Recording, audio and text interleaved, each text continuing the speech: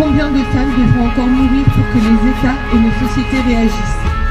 La violence machiste est la première cause de mortalité des femmes de 16 à 44 ans dans le monde. Ce ne sont pas des cas isolés, ce ne sont pas des faits divers. Cessons de parler de crimes passionnels ou de drame familial, il s'agit de féminicide. Il est temps de reconnaître la réalité de ce massacre misogyne et de le combattre.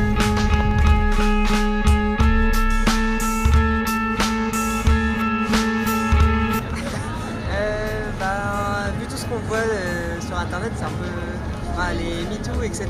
Balance ton corps, apparemment c'est pas très fameux. Alors après en France ça va encore, même s'il y a des choses, même si on a besoin de faire ça là, de s'allonger par terre pour représenter toutes les femmes qui sont décédées là en 2016. Après dans d'autres pays c'est encore pire. Donc c'est pas, pour l'instant c'est pas terrible. Moi, si je me suis engagée, c'est qu'évidemment, je trouvais qu'il y avait encore énormément à faire, forcément. Moi, il faut savoir qu'en fait, je me suis engagée parce qu'en étant étudiante, j'ai été victime de harcèlement de rue.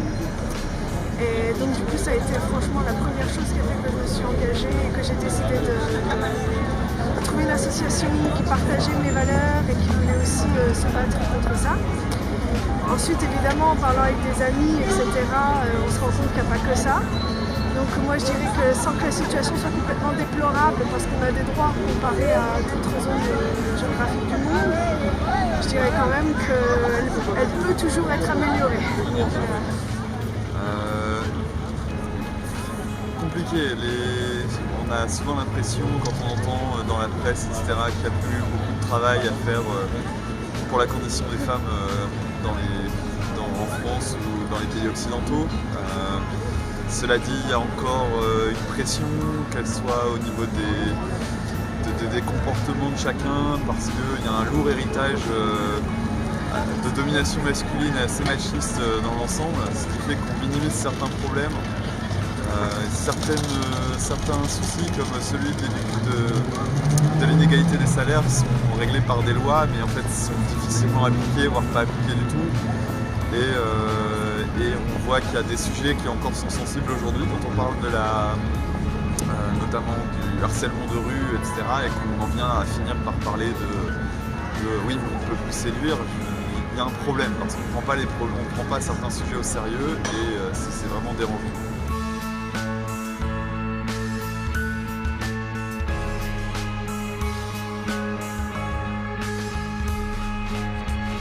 Ça m'étonne pas.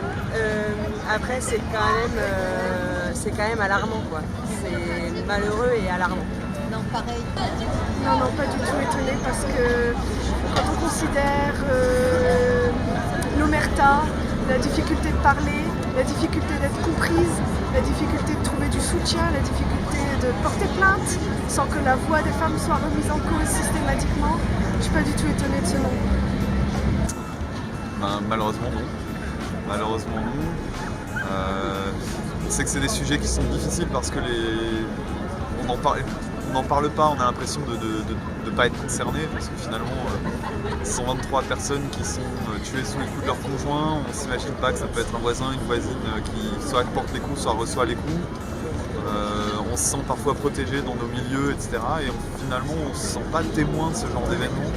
Ce qui fait que finalement quand les chiffres tombent, si 123 c'est tous les 3 jours, en plus de ça on peut mettre en parallèle avec les nombres de viols qui sont commis en France, etc. Et oui, je pense qu'il y a un souci dans le fait que ce soit difficilement reconnu, on va dire, par la plus grande majorité de la population qui, à mon avis, ignore ne serait-ce que les nombres.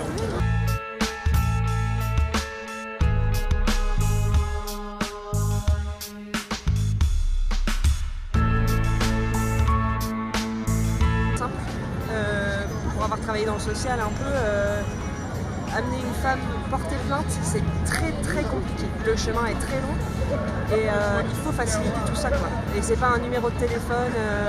Je voyais encore la chronique de Nicole Ferroni qui est ressortie là cette semaine sur Facebook. Je sais pas de quand elle date, mais qui disait le numéro d'urgence c'est bien gentil, mais en fait ça nous aide pas du tout. Il faudrait travailler sur la base, c'est-à-dire l'éducation des hommes et des femmes. y a beaucoup de choses à changer. Beaucoup de choses à changer. Là, actuellement, ce qui se passe avec la question du harcèlement de rue, etc., j'ai l'impression que ça soulève des bonnes questions, parce que ça met en avant la base, qui est juste au départ traiter les femmes comme des bouts de viande qui se promènent autour de soi, et je pense qu'on en est vraiment à ce point-là.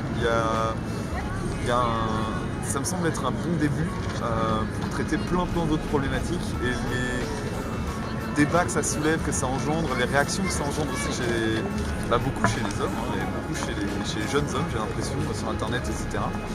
J'ai l'impression qu'on appuie là où ça fait mal finalement, et que on va dans la bonne direction.